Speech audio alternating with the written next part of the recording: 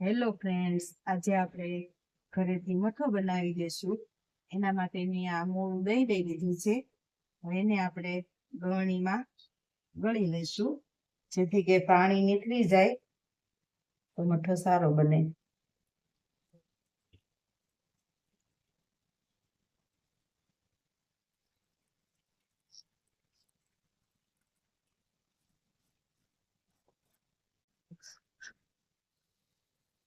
હવે આપણે આ પ્લાસ્ટિકનું બાઉલ લઈને એની ઉપર આ આછું એવું કપડું નાખીને એમાં દહીં થોડું એવું નીતરી ગયું છે.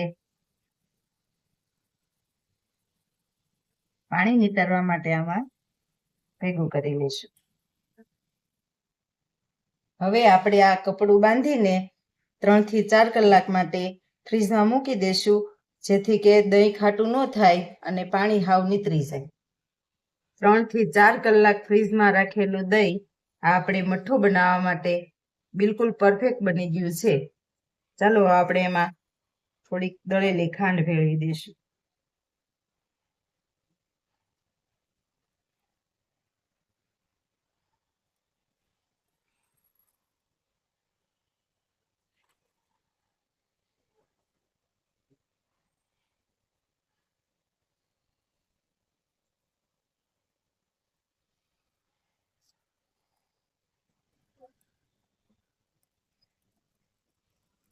દહીં અને ખાંડ બે સારી રીતે મિક્સ થઈ જાય ત્યાં સુધી આને આપણે હલાવતા રહેવાનું છે.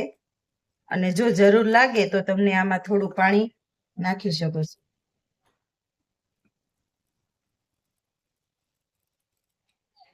જો તમને લિક્વિડ ટાઈપનો મઠ્ઠો ભાવતો હોય ને તો તમે આમાં થોડું પાણી વધારે નાખી શકો છો, જેથી એ ખાવામાં થોડોક ઢીલો રહે. જો આપણે અહીંયા લિક્વિડ મઠ્ઠો બનાવેલો છે અને આ લિક્વિડ મઠ્ઠામાં મિશ્રણ સરસ રીતે થઈ ગયું છે. લીસો એકદમ બની ગયો છે. હવે આપણે આમાં બદામ, કાજુ એવું બધું નાખી શકો છો અને ઉપરથી થોડુંક કેસર નાખીશું.